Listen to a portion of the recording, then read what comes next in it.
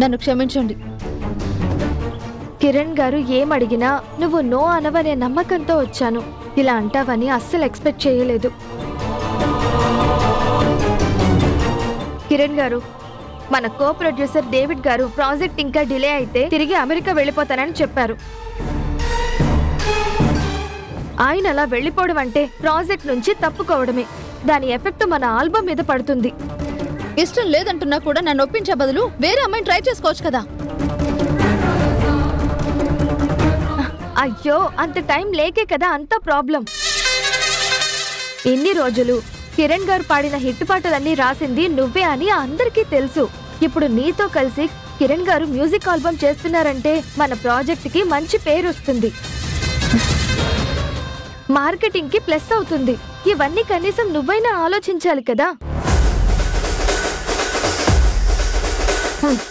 నేను చెప్పాల్సింది చెప్పాను. ఓకే కిరణ్ గారు. ఉషా ఒప్పుకునేటట్టు కనిపించటం లేదు.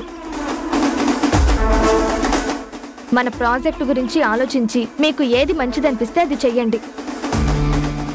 ఆ తర్వాత మీ ఇష్టం. వస్తాను.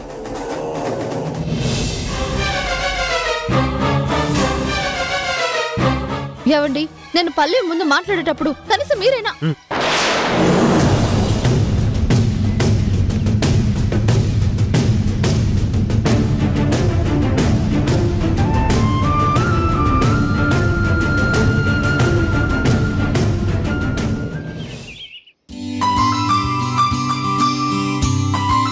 అన్నయ్య. ఏంట్రేను? అదే అన్నయ్య, రాఖీ వస్తుంది కదా, ఆ రోజు లీవ్ పెట్టావా లేదా అని. పెట్టకపోతే ఒప్పుకుంటావా?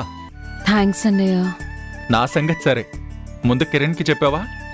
సార్ అసలే మ్యూజిక్ ఆల్బమ్ వల్ల ఫుల్ బిజీగా ఉంటున్నారు. పిలిచినా ఇంట్లో ఫంక్షన్ కూడా రావడం లేదు, వచ్చినా ఎక్కువసేపు ఉండడం లేదు. అది చూసుకో. ఆల్రెడీ మాట్లాడాను, కన్ఫర్మ్గా వస్తానని చెప్పాడు. వస్తాడు, ఎందుకంటే నువ్వంటే వాడికి ప్రాణం. సరే కానీ ఆ రోజు నీకేం గిఫ్ట్ కావాలో చెప్పు. నేనేమడిగినా ఇస్తావా? ఓ, ఆల్రెడీ మైండ్లో ఫిక్స్ అయ్యే వచ్చావా? సరే చెప్పు, నీకేం కావాలి? గిఫ్ట్ రాఖీ కట్టిన తర్వాత కాదు, కట్టక ముందే నా కళ్ళ ముందుండాలి. కట్టక ముందే కావాలా? అదేం గిఫ్ట్?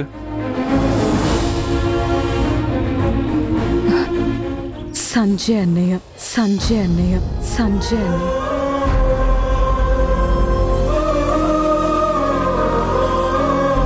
ఏంటి? అవునన్నయ్య, సంజయ్ అన్నయ్యని ఇక్కడికి తీసుకురండి. ఎప్పట్లానే ఫస్ట్ పెద్ద అన్నయ్యకి కట్టి ఆ తర్వాత మీ ఇద్దరికి కడతాను. ఏం మాట్లాడుతున్నావో అర్థం అవుతుందా రేణు? వాడికి మనకి ఏ సంబంధం లేదనే కదా ఇంత దూరం వచ్చింది. ఈ ఇంట్లో ప్రశాంతంగా బతుకుతున్నది. అందరి కోసం ఆలోచించే అమ్మా నాన్నే వాణ్ణి దూరం పెట్టారు. ఇప్పుడు వాణ్ణి పిలిస్తే అమ్మ నాన్నకి కోపం వస్తుంది. గిఫ్ట్గా ఏం కోరుకున్నా ఇస్తానన్నావు, ఇదేనా? గిఫ్ట్ అంటే ఏదో వస్తువు అనుకున్నాను, కానీ బంధాలకి విలువివ్వని వాడి పేరు చెప్తావనుకోలేదు. పెద్దన్నయ్యకి మన మీద ప్రేమ ఉందన్నయ్య, కానీ వదిన వల్లే రాలేకపోతున్నాడు. అయితే అక్కడే చావనివ్వు.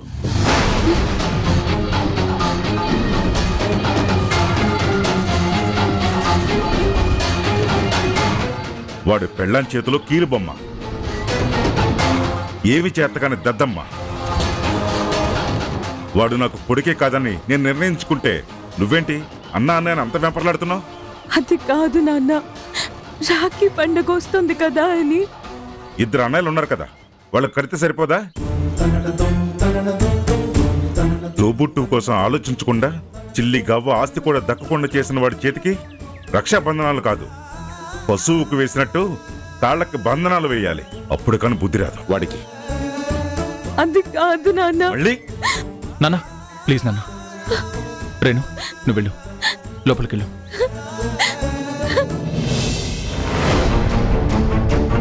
అది కాదురా, నాకు తెలియకుండా ఇంటికి వెళ్ళి మరీ నిశ్చితార్థాన్ని పిలిచింది. అది తెలియని వాడు ఫోన్ చేసి మరీ నాకు గుండెపోటు తెప్పించాడు. మళ్ళీ వాడిని ఎలా పిలవాలనుకుంటుంది? నాన్న ప్లీజ్ నాన్న, వదిలేయండి.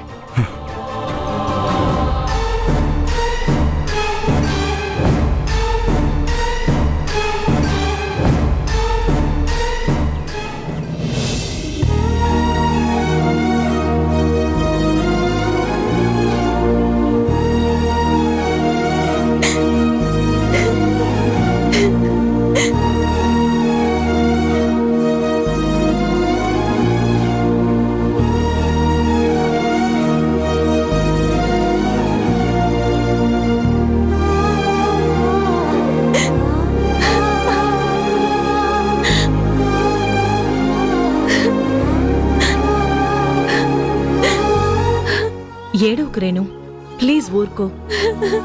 మీ పెద్దన్నయ్య గురించి ఇంట్లో వాళ్ళు ఎలా ఫీల్ అవుతున్నారో తెలిసి కూడా ఎందుకు ఆ పేరెత్తడం?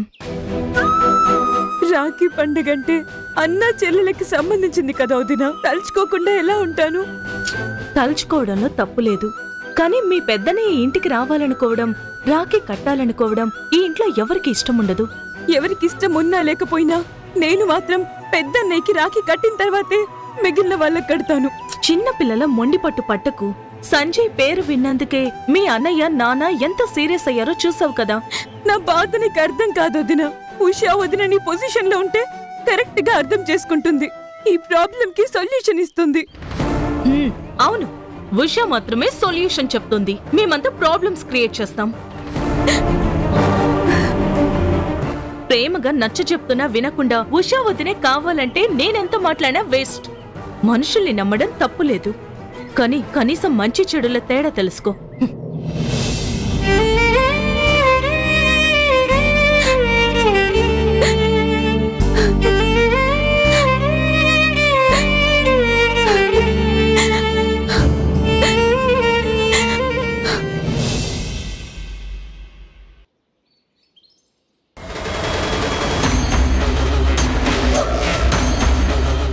డేవిడ్, కిరణ్ గారు ఇంకా రాలేదు, అంటే ఉషాని తీసుకొస్తారనుకుంటా. అలా అంటావేంటి రాకేష్?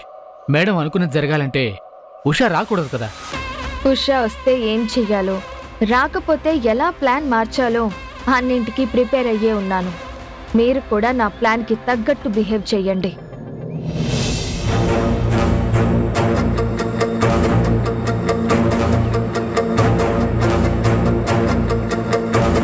కిరణ్ గారు ఒక్కరే వచ్చారే, ఉషా ఎక్కడా? ఇంకుషా రాదు పల్లవి. రాదు అంటే నాకు అర్థం కాలేదు. మన ఆల్బంలో ఉషా యాక్ట్ చేయదు.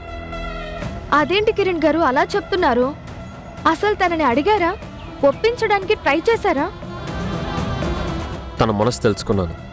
తనని ఇబ్బంది పెట్టడం ఇష్టం లేకే రాదు అని చెప్తున్నాను.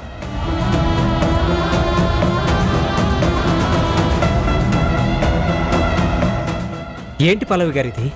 మీరేమో ఉషా గారు వస్తారు, ఈ రోజు నుండి ప్రాక్టీస్ సెషన్ స్టార్ట్ చేయాలి అని చెప్పారు, ఇలా జరిగిందేంటి? మనం వేరే ఆప్షన్ ట్రై చేద్దాం. రీతు ప్లేస్ లో ఇంకో కొత్త ఆర్టిస్ట్ ని ఆడిషన్ చేద్దాం. డేవిడ్ గారు దయచేసి ఇంకొన్ని రోజులు టైం ఇవ్వండి.